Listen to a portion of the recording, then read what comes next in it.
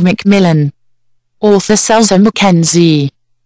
Maurice Harold McMillan, 1st Earl of Stockton, OM, PC, 10th of February, 1894 29th of December, 1986, was a British Conservative politician and Prime Minister of the United Kingdom from 10th of January, 1957 to 18th of October, 1963. Nicknamed Super Mac, in his premiership he advocated a mixed economy, championed the use of public investment to create expansion, and presided over an age of affluence marked by high growth and low unemployment.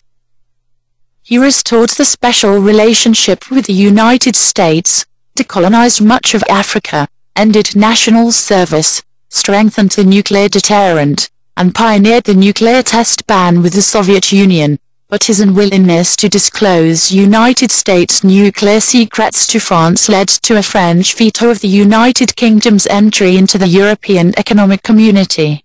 Left square bracket to right square bracket. When asked what represented the greatest challenge for a statesman, McMillan replied, "Events, my dear boy, events." Left square bracket 3 right square bracket. Harold McMillan was born at 52 Cadogan Place in Chelsea, London, to Maurice Crawford McMillan, 1853, to 1936, and Helen, Nellie, R.T. Talton Bells, 1856, to 1937. His paternal grandfather, Daniel McMillan, 1813, to 1857, was the son of a Scottish crofter who founded McMillan Publishers. McMillan was first educated at Summerfield's School and then at Eton, but left during his first half after a serious attack of pneumonia. Left square bracket 4 right square bracket. He also attended Balliol College, Oxford, although he only completed 2 years of the 4-year course reading greats before the outbreak of the First World War. McMillan served with distinction as a captain in the Grenadier Guards during the war and was wounded on 3 occasions. During the Battle of the Somme, he spent an entire day wounded and lying in a slit trench with a bullet in his pelvis, reading the classical Greek playwright Aeschylus in his original language. Left square bracket 5 right square bracket. After the Battle of the Somme, McMillan saw no further active service, although, as was common for former First World War officers, he continued to be known as Captain McMillan until the early 1930s. His hip wound took several years to heal completely, and left him with a slight shuffle to his walk, and a limp grip in his right hand from a separate wound, for the rest of his life. McMillan lost so many of his fellow students during the war that afterwards he refused to return to Oxford, saying the university would never be the same. He joined McMillan Publishers as a junior partner in 1920, remaining with the company until his appointment to ministerial office in 1940. McMillan married Lady Dorothy Cavendish, daughter of Victor Cavendish, 9th Duke of Devonshire, on 21st of April, 1920. Her great-uncle was Spencer Cavendish, 8th Duke of Devonshire, who was leader of the Liberal Party in the 1870s, and a close colleague of William Ewart Gladstone, Joseph Chamberlain and Lord Salisbury. Lady Dorothy was also descended from William Cavendish, 4th Duke of Devonshire, who served as Prime Minister from 1756 to 1757 in communion with Newcastle and Pitt the Elder. Her nephew William Cavendish, Marquess of Hartington, married Kathleen, a sister of John F. Kennedy. Between 1929 and 1935 Lady Dorothy had a long affair with the Conservative politician Robert Boothby, in full public view of Westminster and established society. Boothby was widely rumoured to have been the father of McMillan's youngest daughter Sarah.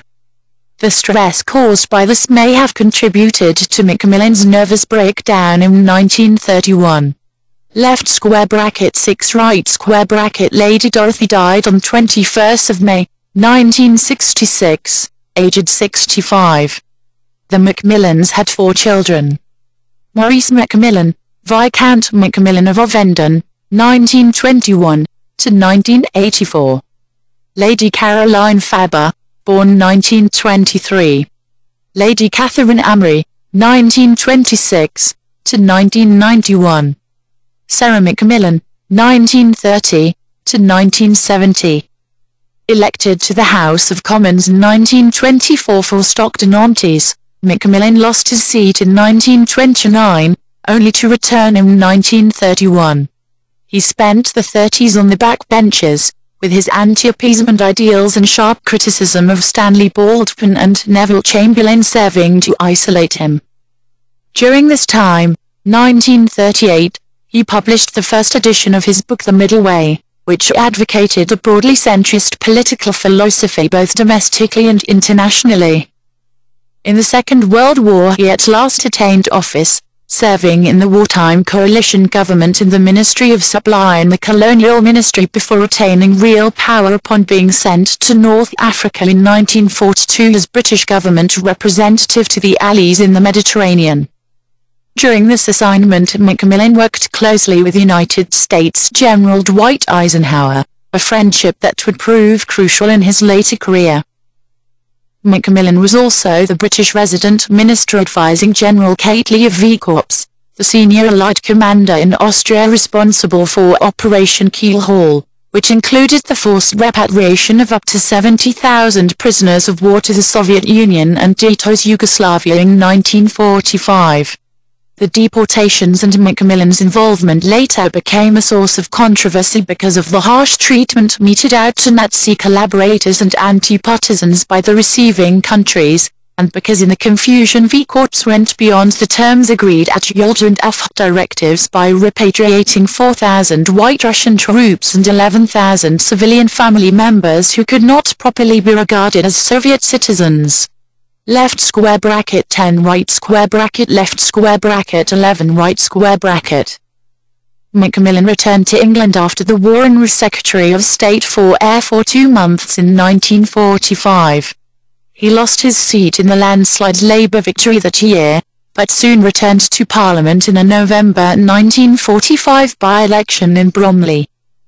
With the Conservative victory in 1951 he became Minister of Housing under Winston Churchill and fulfilled his conference promise to build 300,000 houses per year. He then served as Minister of Defence from October 1954. By this time he had lost the wire-rimmed glasses, tooth green and brill-creamed hair of wartime photographs, and instead grew his hair thick and glossy, had his teeth capped and walked with the ramrod bearing of a former Guards officer, acquiring the distinguished appearance of his later career. He then served as Foreign Secretary in April-December 1955 and Chancellor of the Exchequer 1955 to 1957 under Anthony Eden. In the latter job he insisted that Eden's de facto deputy Rab Butler not be treated as senior to him, and threatened resignation until he was allowed to cut bread and milk subsidies. During the Suez Crisis, according to Shadow Chancellor Harold Wilson, McMillan was first in, first out, first very supportive of the invasion, then a prime mover in Britain's withdrawal in the wake of the financial crisis. Harold McMillan became Prime Minister and leader of the Conservative Party after Eden's resignation in January 1957. Surprising observers with his appointment over the favourite, Rab Butler.